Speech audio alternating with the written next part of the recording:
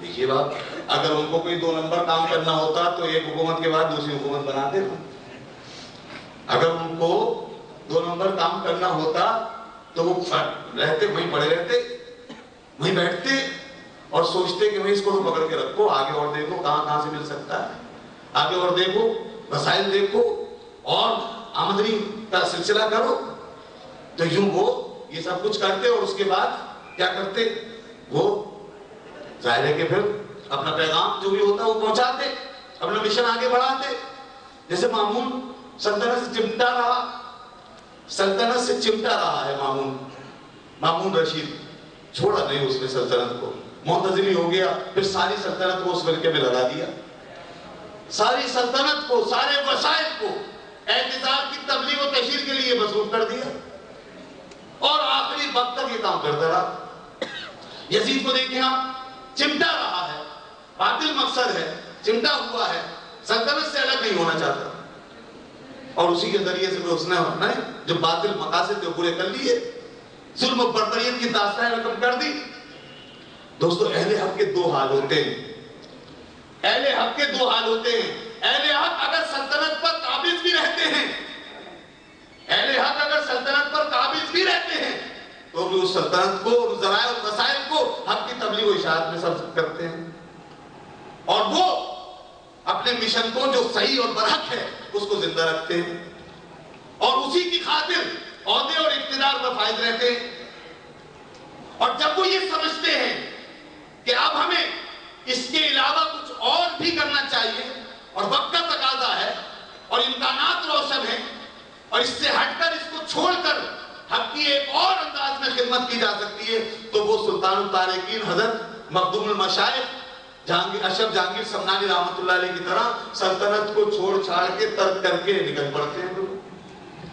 تو وہ یہ کام بھی کرتے ہیں اور یوں وہ پھر اس ظاہری وسائل کو بظاہر ترک کر کے، لگتا ہے ایسا جیسے چھوڑ دیا اور اس کی اہمیت کو گویا کہ انہوں نے انکار کر دیا، اس کی تصدیق کر دی. ایسا نہیں ہے. سلطنت کرنا، حکمرانی کرنا قرآن سے ثابت ہے، انبیاء کی سنت بھی ہے، نبیوں کا طریقہ بھی ہے، خلفائے راشدین کا طریقہ بھی ہے. پھر یہ اہل حق ان میں سے بات کیوں کر یہ چھوڑ کے چلتے بنے، کیوں ٹھکرا دیا، کیوں چھوڑ دیا، کیوں ترک کر دیا؟ تو اس کے پیچھے بھی کوئی نہ کوئی حقیقت ہے. اس لیے کہ وہ دراصل جب سلطنت پر فائز تھے تو اس وقت بھی ان کا مقصود حق تھا، اور جب وہ چھوڑ رہے ہیں تو اس وقت بھی حق کی خاطر ہی چھوڑ رہے ہیں. اصل میں ایک اور سلطنت ان کا انتظار کر رہی ہے کہ جس کو پانے کے لیے اس کو چھوڑنا ضروری تھا. ایک اور قوت اور طاقت ان کا روح دیکھ رہی ہے جس کو حاصل کرنے کے لیے اس سے دستبردار ہونا ضروری تھا. تو انہوں نے یہ فیصلہ کر لیا، اور جب انہوں نے دیکھا کہ اب حق کی خدمت کا تقاضا یہ ہے، میرے مشن کا، میری حقانیت کا، میری ربانیت کا تقاضا یہ ہے کہ اب اس کو چھوڑ کر آگے بڑھوں، تو انہوں نے نعرہ سنا دیا، اپنا پیغام دے دیا، ترک دنیا گیرتا سلطان شبیر. اب اے مخدوم، اب تم چھوڑ دو، اس دنیا کو چھوڑ دو، اور اے سننے والے دنیا کو چھوڑ دے. جب ایسا مرحلہ آ جائے، تیرے لیے دوسرے تقاضے کھڑے ہو جائیں اور ہم تجھ سے کچھ اور چاہنے لگے، تو پھر پرواہ نہ کر ان مادی اور ظاہری وسائل کی. جہاں تجھ سے حق یہ مطالبہ کر لے تو پھر ان مادی وسائل کو چھوڑ تا سلطان شبی. اور جب کوئی حق کی خاطر اور حقانیت کے تقاضوں کو پورا کرنے کے لیے دنیا کے اقتدار کو اور ظاہری سلطنتوں کو چھوڑتا ہے تا سلطان شبی، تو وہ حقیقت میں عالم باطن کا سلطان ہو جاتا ہے. وہ اس سلطنت کے پیچھے جو عظیم سلطنت ہے اس کا مالک ہو جاتا ہے.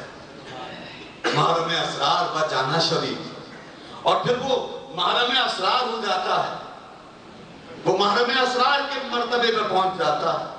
برگزر از خواب و خور مردانہ وار، فرماتے ہیں کہ یہ خواب و خور، یہ دنیا کی لذتیں، یہ دنیا کا آرام، یہ نفسانیتیں، اس سے نکل کر آجا، مردانہ وار نکلا اس سے.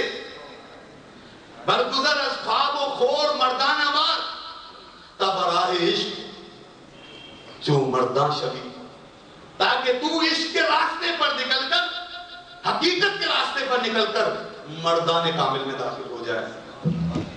تو وہ مردان کی بلا رہی تھی، وہ حقانیت بلا رہی تھی. دوستو کوئی باطل کبھی یہ فیصلہ نہیں کر سکتا، کوئی جھوٹا مشن لے کر چلنے والا کبھی یہ فیصلہ نہیں کرے گا، وہ حق کو قربان کر دے گا، وہ سچائی کا خون کر دے گا، وہ اصولوں کو ٹھکرا دے گا، وہ اقدار کو ملیا میٹ کر دے گا، مگر اپنے باطل سہاروں کو کبھی نہیں چھوڑے گا، اور ان سہاروں کو وہ مختلف جہتوں سے گھیرے گا، جمع کرے گا، اور اپنے آپ کو مادی طور پر بہت مضبوط اور طاقتور بنائے گا، وہ ظاہری اور مادی حسن اور آرائش کی انتہاؤں کو پہنچ جائے گا، یہاں تک کہ لوگوں سے دیکھیں گے، دنیا دار دیکھیں گے تو کہیں گے، کیا کہیں گے دنیا دار دیکھ کر کے؟ یا لیت لنا مثل ما اوتی قارون انہ لذو حظ عظیم۔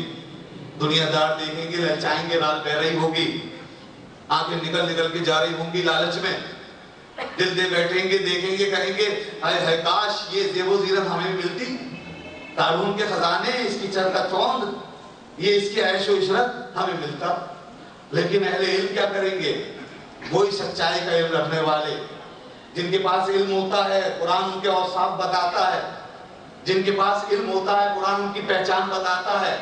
قرآن نے صرف اتنا نہیں کہا تھا کہ فرق نہیں ہے، فرق ہے، دونوں برابر نہیں ہیں، صرف اتنا نہیں کہا تھا کہ دونوں برابر نہیں ہیں، بلکہ جگہ جگہ ثابت بھی کر دیا دیکھو ایسے برابر نہیں ہیں۔ وَقَالَ الَّذِينَ أُوتُوا الْعِلْمَ، جب وہ قارون کی قارونیت پر مرے جا رہے تھے، اہل دنیا قارون کی قارونیت کے پیچھے دل دے رہے تھے، آنکھیں بچھا رہے تھے، للچا رہے تھے، اور جن کے منہ سے رالیں بہ رہی تھی اور دعائیں کر رہے تھے یا لیت لنا، اس وقت اہل علم والے کیا کر رہے تھے؟ علم والے کہہ رہے تھے ویلکم ثواب اللہ خیر لمن آمن وعمل صالحا، تم برباد ہو جاؤ، یہ تم کہاں پڑ گئے، ہلاک ہو جاؤ تم، اے جاہلو، بے وقوفو، نادانو، تمہارے لیے ہلاکت ہی بہتر ہے۔ یہ ظاہری چکا چوند پہ جان دے رہے ہو، اس پہ مرے جا رہے ہو، اس کے لیے للچا رہے ہو، اللہ کا ثواب، اللہ کا انعام، اللہ کا قرب، اللہ کی بخششیں وہ بہت بہتر ہیں ہر اس آدمی کے لیے، ہر اس شخص کے لیے کہ جو ایمان لے آتا ہے اور نیک کام کرتا ہے۔ اتنی بڑی دولت و خزانے کو چھوڑ کے اس قارون کے فانی خزانے میں ڈوب رہے ہو، یہ فرق بتا دیا۔